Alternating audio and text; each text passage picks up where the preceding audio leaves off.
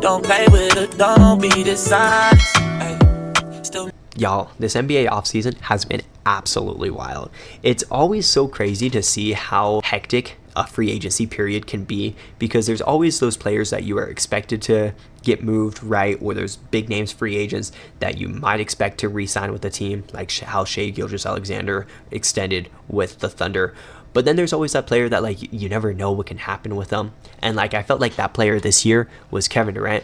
We knew Kevin Durant was, like, going to be the big name out there. He was going to be the guy on the move. So kind of all eyes were on Kevin Durant. And then we'll see how everything else unfolds. But so much else unfolded on top of Kevin Durant getting traded to the Rockets, which we'll talk about here shortly, that this NBA offseason is crazy. So crazy. And the league year literally just ended. We just had the finals. We just had the draft. Summer league's going on as we speak. And so much has happened in the world of the NBA. Granted, a lot of it is due to the amount of players we will not be seeing next year. We're not going to see a Kyrie Irving next year, which is so sad. We're not going to see a Jason Tatum next year. We're not going to see a Dame Lillard next year. We're not going to see a Tyrese Halliburton. When's the last time we've been into a league with like that many star players are out? It's crazy. So, that being said, today's video, we're going to get into this NBA offseason, my winners, my losers, and then we're going to take a second to reflect on the Western and the Eastern Conference side of things, because the East is so wide open. There's two teams I trust in the East, the Cavaliers and the Knicks. Everything else is wide open. Celtics lost people, Pacers lost people, Bucks lost people. Like, it's so wide open in the East. And then in the West, it's a motherfucking gauntlet, bro. You got 13 competent teams that all probably could make the playoffs, play-in. But 13 teams that could probably make the play-in. But yet only 8 to 10 to 6 of those are going to actually make it. But yet in the East, we're going to have these 3 to 5 competent teams. And then you're going to have maybe about 4 to 5 teams that are going to be sub 500. Lingering around that are going to be getting into the playoffs, which is absolutely crazy. The West compared to the East, it's wild. So we're going to dive into that a little bit later. But winners and losers thus far.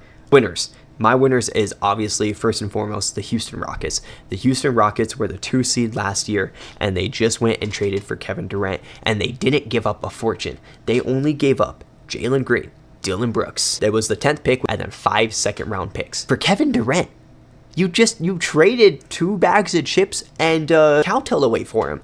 Like, I love this trade for the Rockets. The fact that you were the 2 seed last year, and then you go and add that superstar 1A type of player. Like, Durant is one of the most purest shooters out there, and you add him to your team that already has a great defense in Amen Thompson, that already has the great deep coach in Imo Udoka, who just got his contract extension. And then you get to keep Şengün, you get to keep Reed Shepherd, you get to keep your draft picks, and you added Kevin Durant to a team that was the 2 seed last year? Oh, and on top of that, you made a sign and trade to get Clint Capella. You brought back Steven Adams. You was able to retain Fred VanVleet. I absolutely love what they did. Oh, and by the way, Jabari Smith Jr. got extended to his 5-year max. Look out for the Rockets. And Russell Westbrook, answer your phone, bro. Go do a last dance with Kevin Durant in Houston. I mean, I know your fallout in OKC wasn't the greatest, but go play with him in Houston. I would love to see that. But the Rockets, by far, are the biggest winners of this NBA offseason, getting Kevin Durant for practically Jalen Green. And this is not a knock on Jalen Green. Jalen Green is a really good basketball player, but I feel like for the past 2-3 years, we're like, okay, what's his ceiling? What's his potential? And can he reach his ceiling? Is he going to be able to get to the potential that we know he can get to? And I felt like in the past 2 years, Jalen Green kind of is mediocre. Then he has a kind of wake the fuck up moment. And then we're like, whoa, Jalen Green. Let's watch out for Jalen Green. What can the Rockets do? And then March, April comes and he kind of falls off a cliff, comes back down to earth. And he's still a good basketball player, obviously, but not the type of player that he was throughout the season or that the Rockets would expect him to be as that franchise player. And you turn him into Kevin Durant. Now I get it, Kevin Durant, older. He's not, I don't know how much longer he's going to be in the league. And you did trade away a young star, but it wasn't working. It hadn't worked the past 2 years. You needed to get over the hump. And I think Kevin Durant gets you over the hump. Like this, and we'll get into it a little bit later, but this Western Conference is stacked.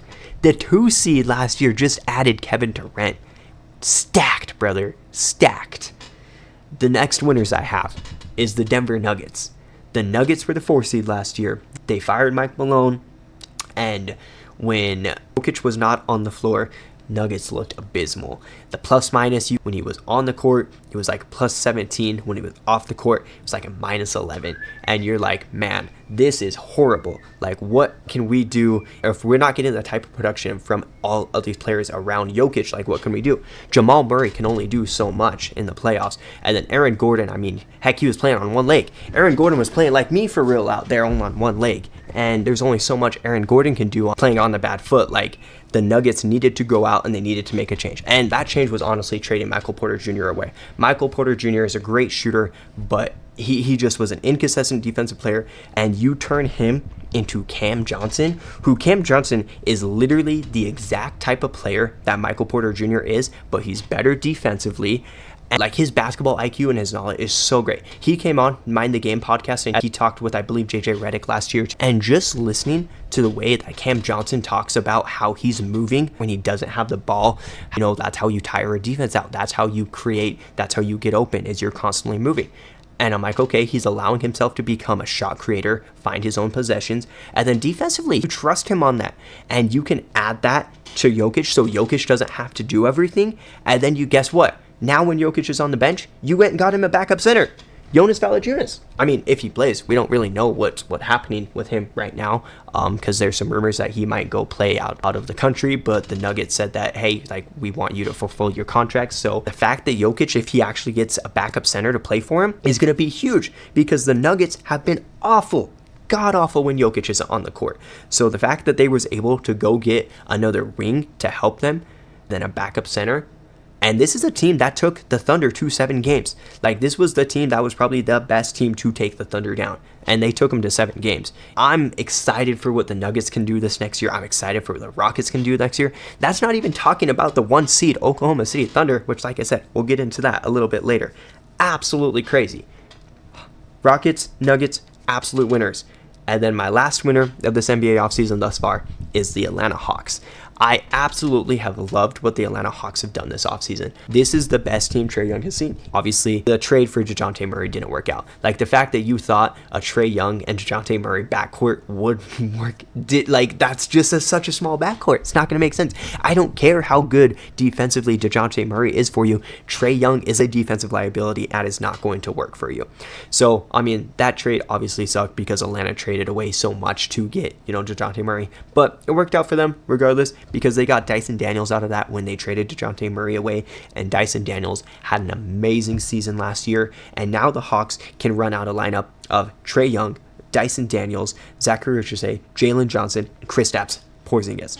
That is a competent enough team that's probably going to skip the play-in. The Hawks will probably be a playoff team this year. Not a play-in team, a playoff team. And that's what ultimately the Hawks need to be shooting for. Like, yes, obviously championship, but I think the Hawks need to focus on getting to the playoffs, getting that 6 seed or higher, and I feel like that should be a winnable season. Because if you bring in Kristaps Porzingis and you are still only a play-in team this year, you trade Trae Young. It's clearly the Trae Young era is not working. You trade Trae Young. So I really like this trade for them. It's going to be interesting to see how Porzingis plays with them. Obviously, we don't know the Porzingis we're going to get. Is this New York Porzingis? Is this Washington Porzingis? Is this Dallas Porzingis? Is this Boston Porzingis? We don't really know. But I think ultimately it's better than any chance you would have had ultimately with not having Porzingis. So those are my 3 winners: the Hawks, the Nuggets, the Rockets.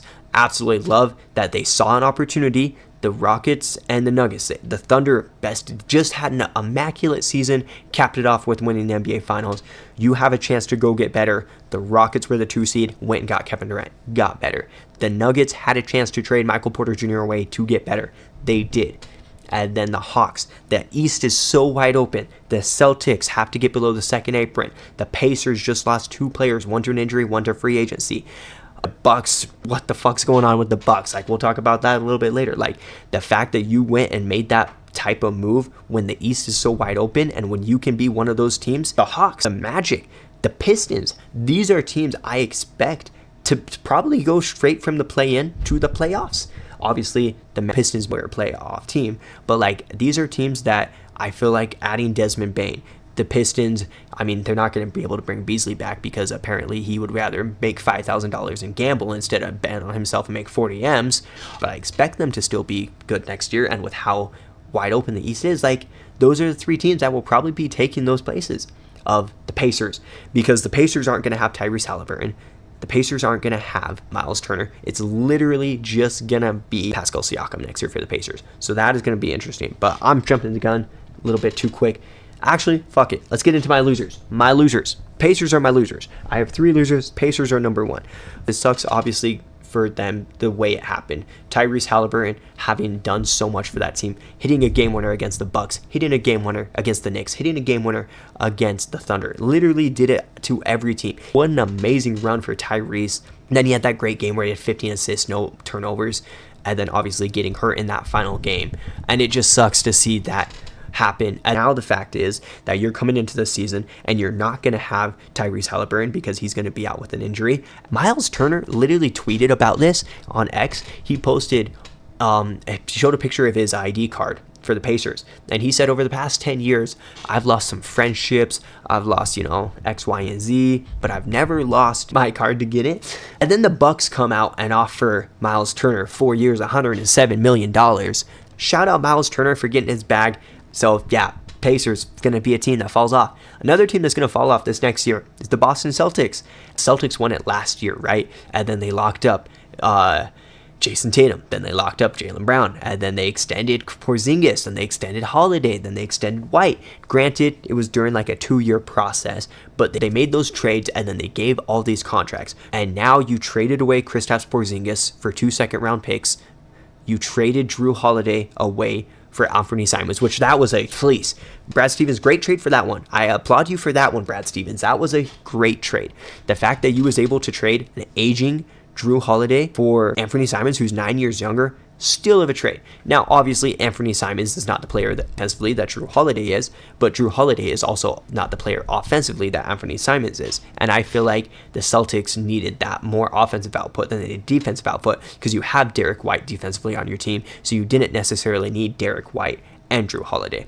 I will say, though, kind of talking about Drew Holiday for a second, I feel like the Celtics screwed him over in this sense, because this is exactly what the Bucks did to him. Got traded for the Blazers, but he talked about like how the Bucks weren't open with anything, and then how the Celtics had open arms and did so much, and then obviously at bringing both the Bucks and Boston a championship. Boston literally turned around, did the same thing. There was a rumor that Holiday was upset with the decision, and I don't fault him. I would be too. Portland's in a rebuild mode, and I get it. The Celtics had to. They were over the second apron. They were over the luxury tax. They wasn't going to be able to use the mid-level exception. They probably wasn't going to be able to get use their draft picks for later rounds, for second-round draft picks and such. So they had to make these necessary moves. But just the fact that you're not going to have Jason Tatum next year, and the fact that you're not going to have Kristaps Porzingis next year and Drew Holiday. This is a team that they went into the postseason with a lineup of Derek White, Drew Holiday, Jason Tatum, Jaylen Brown, Al Horford, Kristaps Porzingis, however you wanted to put that. They're now coming into this next season. Opening day lineup is going to look something like Anthony Simons, Derek White, Jaylen Brown, Al Horford, and whoever else. Like that's a night and day difference. Obviously, it's still a good team, and the East is not good at all. So the Celtics should at least probably still be a play-in team. And the last team I have as losing this NBA offseason is the Suns. Obviously, the fact that you had here's how the Kevin Durant trade effectively worked out. You traded Cam Johnson, you traded Mikal Bridges, you traded 7 first-round picks to get Kevin Durant, and then you traded Kevin Durant for Dillon Brooks. You traded him for Jalen Green, 5 second-round picks, and Malaj. So you ultimately traded, and Mikal Bridges, 7 first-round picks, Cam Johnson for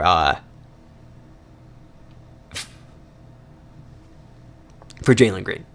You can't really say it that way, because like Kevin Durant was there for a couple seasons, but like the Kevin Durant era, and it kind of sucks for Kevin Durant too, because his era in Brooklyn and Phoenix has been so bad. Like, granted, injuries were the ones that affected it in Brooklyn, and kind of in Phoenix, but it was more fit than it was his injuries in Phoenix though. But it kind of does suck for his career. But it's like I said in my last video, while he's not won as much as in his career, he's still been a very efficient shooter, still has a really good statistical numbers for an individual performance over the past couple of years. So you can't take that away. Here's your roster that the Suns are on. Point guard, okay, and then you got Devin Booker, you got Bradley Beal, and you got Jalen Green. And you can't run like, you can't put Jalen Green at the 1, Devin Booker at the 2, and Bradley Beal at the 3. That's too short. That's too small. That doesn't make sense. Defensively, that's atrocious. And then you don't have anybody at 3 right now, nobody at the 4, I guess. And then you now have a couple centers in the Malachi you drafted with the 10 pick, and then Mark Williams now, because you did go make a draft day trade to get him. So at least you have a little bit of depth at the center position now. But if I was the Suns, and I said this from when I heard all the rumors, you should have kept Kevin Durant, you should have kept Bradley Beal, and you trade Devin Booker. If you would have traded Devin Booker away, he would have given you the most capital, and he probably would have given you the best player available for someone. You probably could have gotten a decent role player or a rising star, and then draft capital to pair with a Kevin Durant, to pair with a Bradley Beal, and put that team in, granted in a very wild west, but put that team together. And now instead, you're going to put a team that has 3 guards in center and a team that's not formed yet around them. And this is a team that didn't work with Devin Booker, Bradley Beal, and Kevin Durant. So why is it going to work with Devin Booker, Bradley Beal, and Jalen Green? Now, I will say, I do applaud the Suns for getting Jalen Green out of this trade, because I felt like he was the best player. If he was going to trade Kevin Durant, he was the best player you could have gotten. We've seen the potential of who Jalen Green can become. So I guess you have that to look forward to as the Suns. The Suns are still a good team, and they maybe can be a play-in team. But like, the West literally has 13 teams that all could compete for a play-in spot. So it's so crazy. My losers, Celtics. Losing Tatum, I don't know how well Brown is going to be able to do by himself, and then losing Holiday and losing Porzingis. I don't like how it's looking for the Celtics. The Pacers got screwed over. You lose Halliburton. He gave you so much. And then Miles Turner. Like, I would be shocked if the Pacers made the playoffs. I expect them to probably make the play-in, but not the playoffs. Not with just Spicy Pete by himself. And then the Suns. You have way too many guards on your team. It didn't work with Kevin Durant. I like Jalen Green, but it's not going to work with Jalen Green either. Teams I want to talk about really quickly, though. The Jazz are an interesting team here. I say that biasly as a Jazz fan. And then both LA teams. The Jazz, it's tricky because, like, it sucked obviously falling to the 5th pick right after tanking. And then we ended up getting Ace Bailey, and then we ended up getting Walter Clayton Jr. So I feel like we had a really solid draft. But then, like, just some of these trades that we've done. Like, we got Kevin Love today. We traded John Collins to the Clippers, and then we got Kevin Love. Like, we just bought out Jordan Clarkson. He's going to sign with the Knicks. We just traded Colin Sexton to the Hornets for, like, a 2nd-round pick. But I'm like, all we're getting is, like, salary fillers and, like, people on expiring contracts, which I guess it makes the most sense, because as a rebuilding team, give all of our chances to the young guys, get expiring contracts, and then, you know, once these young guys are good, we're going to have money to hopefully go spend for, you know, that 1A type of player. But I'm just like, what are we doing out there? Like, Kevin Love's going to be posting on Twitter, and he's going to be posting on Instagram stories every time we lose, and how much he hates it in Utah. I don't know. Our lineups running out there, like, are we going super young, or are we going all tall people? Just, I don't get, because we have so many tall bigs, and then we have so many young players that we all can't play them together because it doesn't make sense. So I just don't know what Utah's doing. I guess if we get Cam Boozer or Asia Demonte and can properly rebuild, which we should because the West is so fucking stacked, I'll be happy. It's just sucks to be in another year of a rebuild, and we're going to have to probably go through this for like 2 or 3 more years. And I guess we have a solid direction now. We have some players that are promising, but it just sucks to see it continuously go bad. Both the LA teams. I like the Clippers' moves to get John Collins. I actually really like John Collins on the Clippers. Trading Norm Powell away kind of was unfortunate. He went to Miami in this. It was a 3-team deal. Norm Powell went to Miami. John Collins went to LA. And then Kevin Love went to Utah. Kyle Anderson, funny enough, got traded back to Utah, which is, I think he got traded here during the deadline and then didn't want to be here or something, and now he's back here, so that's funny. I like to trade for the Clippers. I think John Collins made more sense than Norm Powell, and that's nothing against Norm Powell. Norm Powell had a really great year for them last year, but like, when it came down to everybody being healthy, when Kawhi's on the court, when James Harden's on the court, I felt like they needed big specifically, not necessarily the guard wing. I felt like a wing big would have been better. So I do like that you went and got some size, because now you also can run Kawhi at like the 3. You can put John Collins at the 4. You can put Zubac at the 5, Harden at your 1, and then whoever else you run with that lineup. It's a pretty solid lineup. So I like that kind of better than Norm Powell. And then I feel like John Collins being a lob threat, James Harden is really going to love to have John. Kind of similar be to Clint Capella, like how it was in Houston. Then other LA, Lakers, I can't say they won because they lost Dorian Finney-Smith. And that was really, I think they felt like they could have brought back Dorian Finney-Smith, or he was coming back. And when they lost him, they was a little shocked by that because that wasn't something they was expecting. And then they quickly went and got a backup center. And like it wasn't, and I was like, why did we on day 1 of free agency go sign a backup center? A backup center on day 1 of free agency. I was like, what are we doing?